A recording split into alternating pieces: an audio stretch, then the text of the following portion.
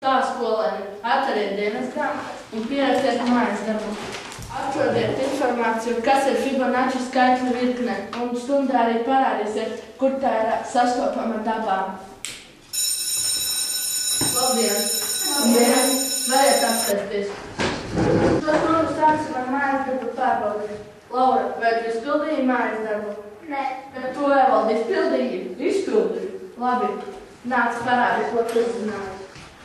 Es uzzināju, ka sastāv no skaitļiem. 1, kas saskaitās kopā sanāk 2. 1 plus 2, 3, 2 plus 3, 5. 3 plus 5, 8. 5 plus 8, 13. 8 plus 13, 21.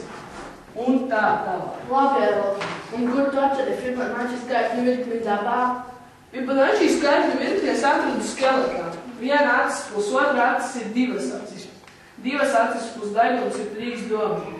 3 domi plus šie 2 kauli sanāk rokas pirksti.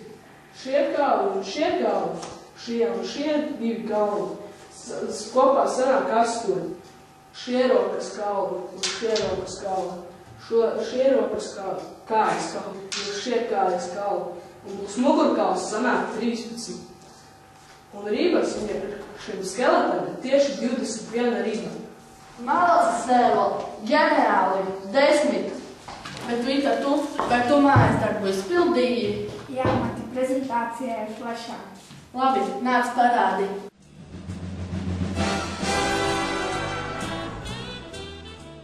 Malači, bērni, jūs esat sapratuši, kas ir Fibonacci skaitļu virkne. Nākošajā stundā konsultēsim.